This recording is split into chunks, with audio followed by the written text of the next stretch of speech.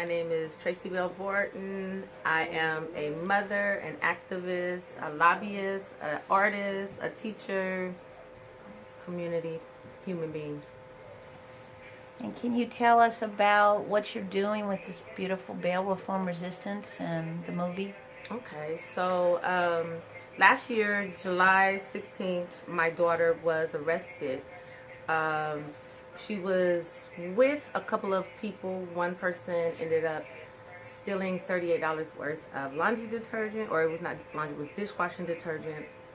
They were assaulted by loss prevention. My daughter, being who she is and being, I raised her, so, of course, somebody getting assaulted, you're going to help. So my daughter assisted that person, had no knowledge of really what was going on, got her into her vehicle, and because of that, her license plate was taken, and she was arrested.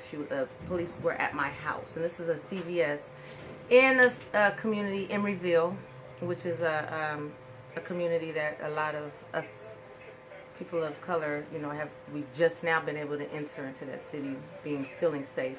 So they came to my house and they arrested my daughter, assaulted my daughter. When she was arrested,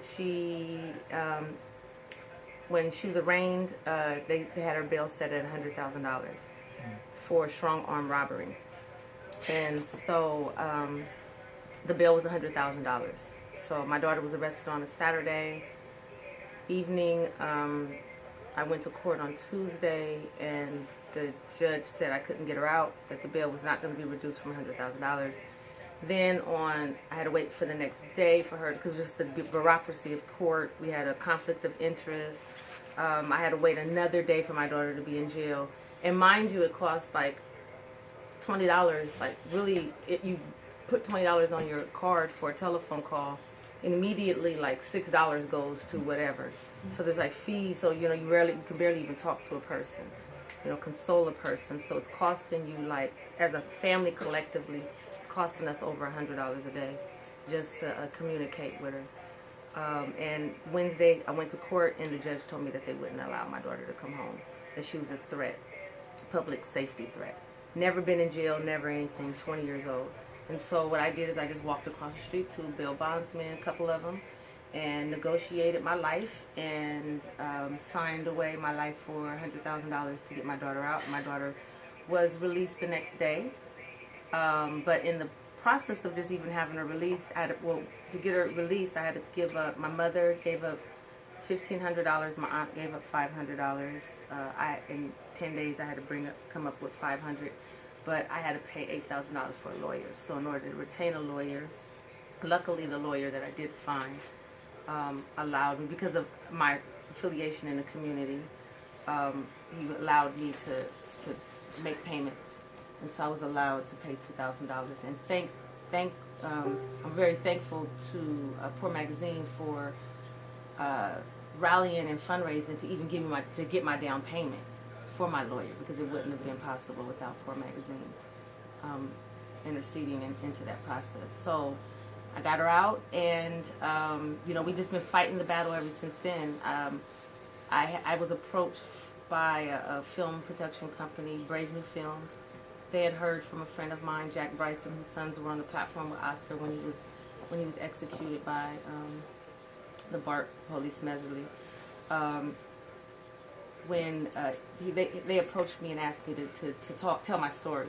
I had no idea that I was like part of like the 2% in the country where single black women or just single people of color are not able to bail their loved ones out. So they took my story, and they were just amazed at the fact that I was able to bail her out. And we did a documentary, and it's called The Bail Trap. It's called Bail Trap, American Ransom.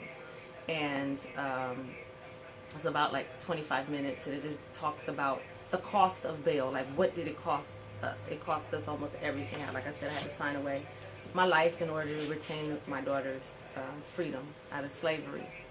And, I just think about like the 4 or 5 days that my daughter was in jail, the mental abuse that occurred, just the trauma that occurred, and that she's still enduring.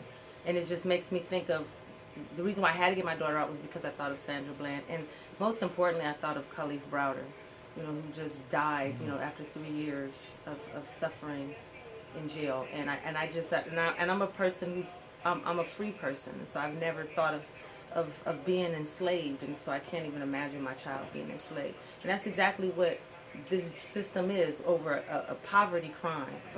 My daughter was, they were about to take my daughter down, enslave a child who had never had any issues. And if I hadn't paid the $8,000 and did everything but sell my body to get this money for my child, and I was able to do it. And luckily, the Ella Baker Center for Human Rights of Oakland heard my story, because Brave New Films approached them, and they heard my story, and they actually last month they campaigned for me, and I was one of the women, one of the recipients of the national bailout for Mother's Day. So my daughter's bail was actually.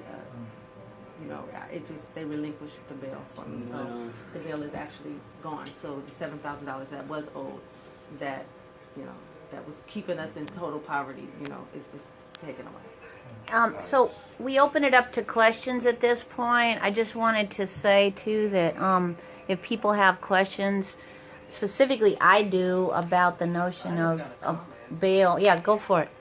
How messed up the system is, because I did research at 850 Bryant. I just did it out of habit. I just looked at everybody who was arrested, what their charges were, how much their bail was. And you mean to tell me your daughter got a $100,000 bail? But I seen a Caucasian man who had raped children. His bail was $35,000 in San Francisco. Exactly. So, like you say, it's a ransom, but still the bias is totally still there, too. And then the other fucked up thing that they do too is that me and my little brother went through it. Is that if they beat your ass, they gonna keep you in jail till your bruises heal. Exactly. Mm-hmm. Definitely not gonna get any medical attention, any of that. Good luck with that. And it just gonna show how blind the justice system ain't blind, because how could you? I know blind people who still don't discriminate against people. So we need to reframe that. Justice just don't give a fuck. Justice is just us that's being fucked over. Thank you.